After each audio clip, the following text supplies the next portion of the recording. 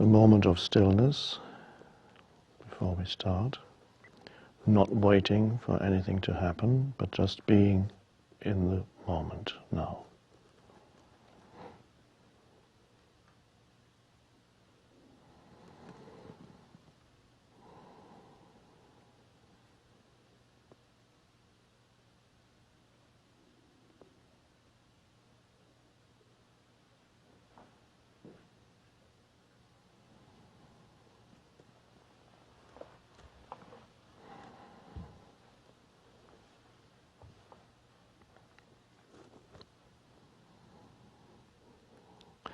Make sure you're comfortable in your own skin as you sit there. If you're not comfortable, then just notice that you're not comfortable and allow yourself to not be comfortable, and then you become comfortable.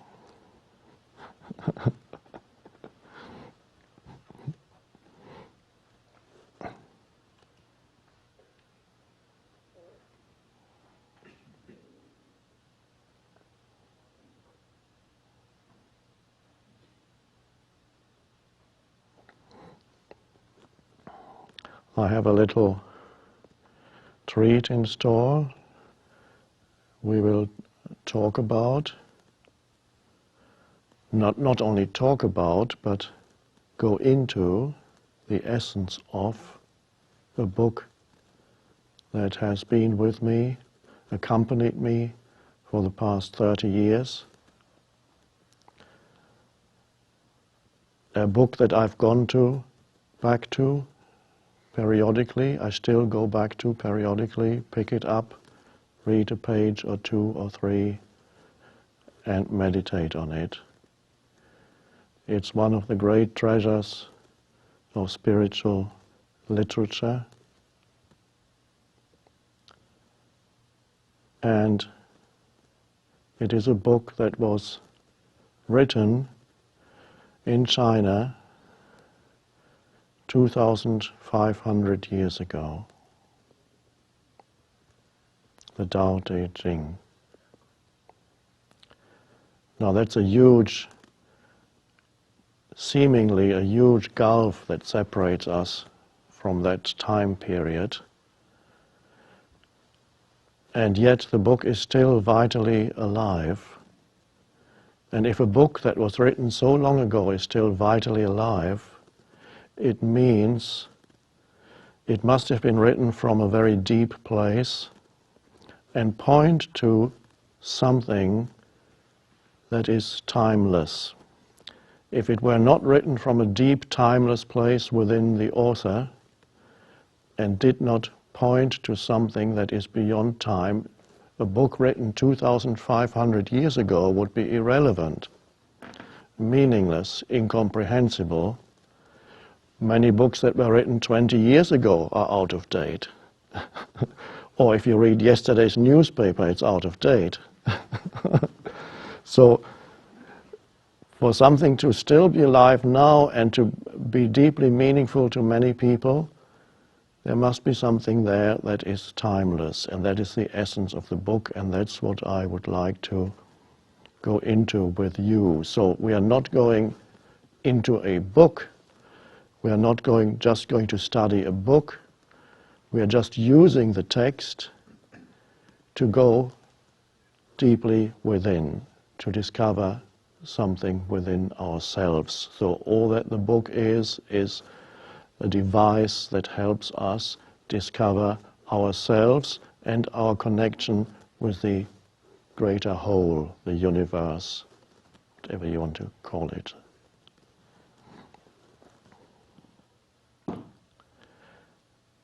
So, just very briefly, the historical context, it might be helpful to know just a little bit about that.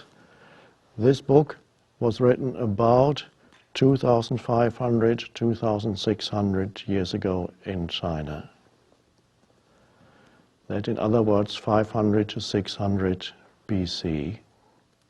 Now that was a very exciting and meaningful time period. Something incredible was happening during those, let's say, 1.5 to 2 centuries.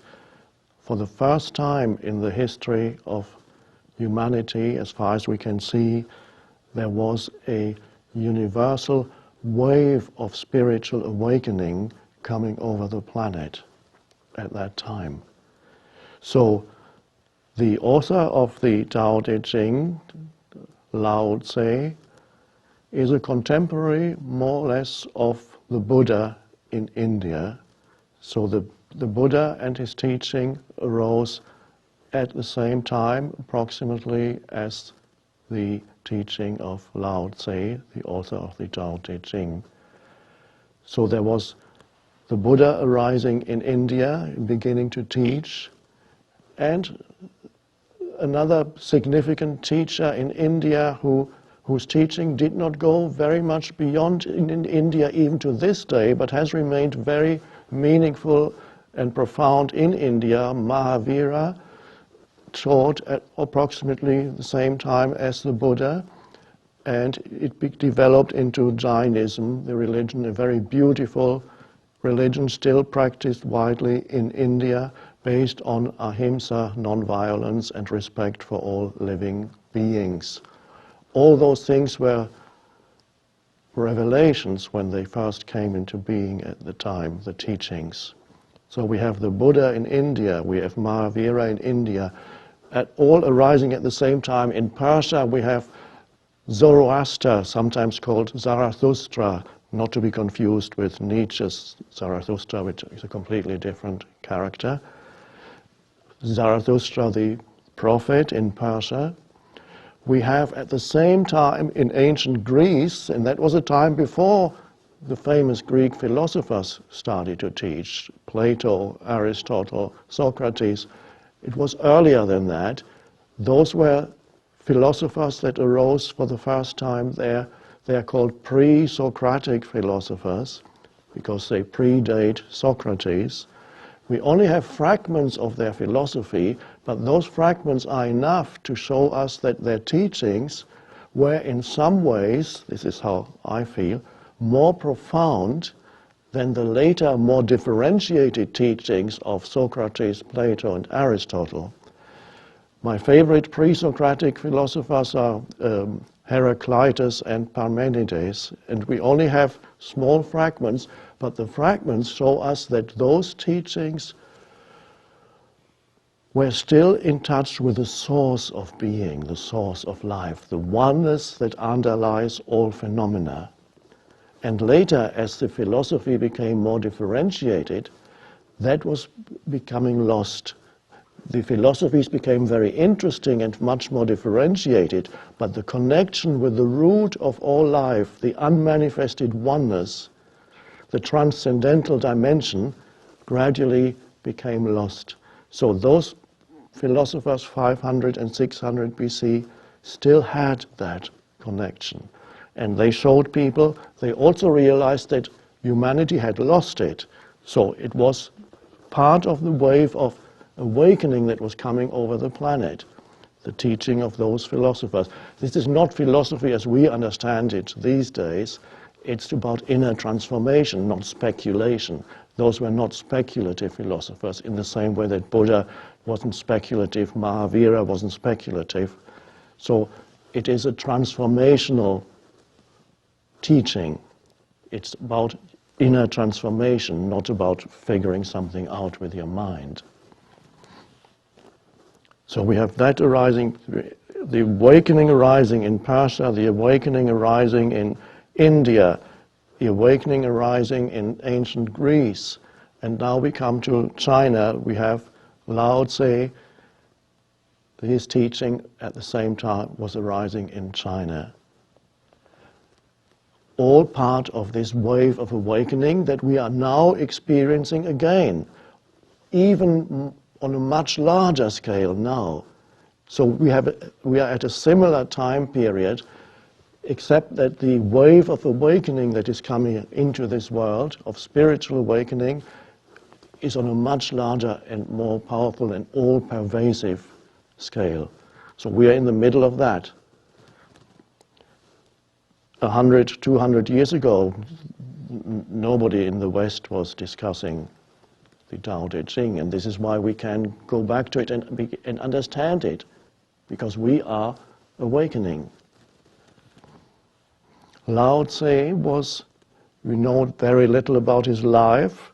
He was, they say, in charge of the archives of a kingdom called Shu, and reached, well, don't know how old he was when he was becoming bored with the life of the court and the intrigues and the conflicts around him, and so he decided to leave his job and to leave his homeland and just go out into solitude. And the story goes, nobody knows whether it is true, that he left and he got to the border of the kingdom. There was a little border crossing and a gate.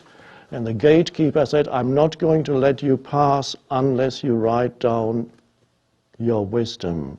So he must already have had a certain reputation as a wise man, but he had never written anything. And so all he could do, he said, okay, then I'll write it down. We don't know how long it took. He wrote it down. And the gatekeeper let him go, and that is the Tao Te Ching. That is the teaching, and that is the book. And then, according to one story, the last we ever know of him, he was sitting on a water buffalo, riding off into nowhere, and that's the last that anybody ever heard of him. Nobody ever saw him again. That's one version of the story. Another version of the story is that he continued to teach and reached the age of 160 years.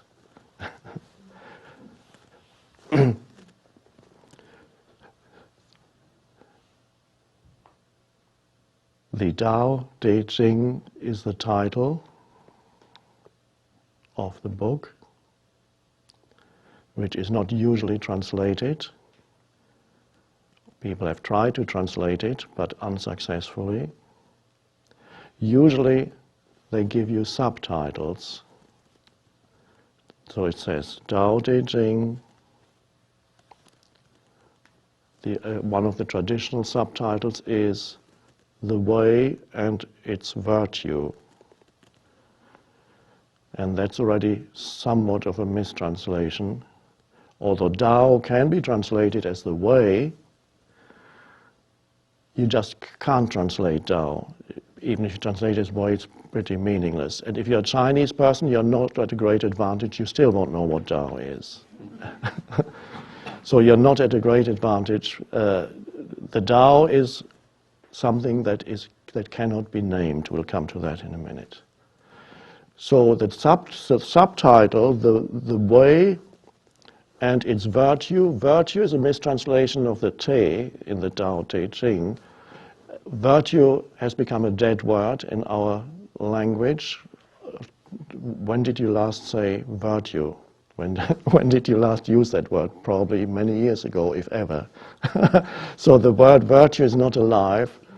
What it really refers to is the power. So to translate, it's the power of spirit, of the transcendental dimension. The way and its power is a better subtitle for the Tao Te Ching. The way, how to live.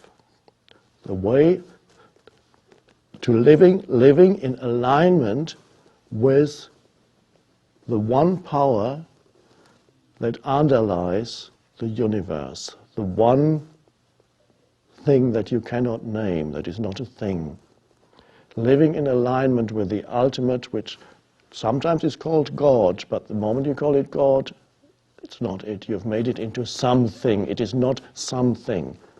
It is something that flows through the entire universe, animates the entire universe, and at the same time is beyond it. That is the Tao. And that is something that you can discover within yourself. You can live in a way that connects you with the inner source of all life, of all being. So the way and its power, he is teaching us how to live so that we are in alignment with the power that underlies all life, which, as Lao Tse says, for lack of a better word, I call it the Tao. And the Tao, that's a good thing, because you can't do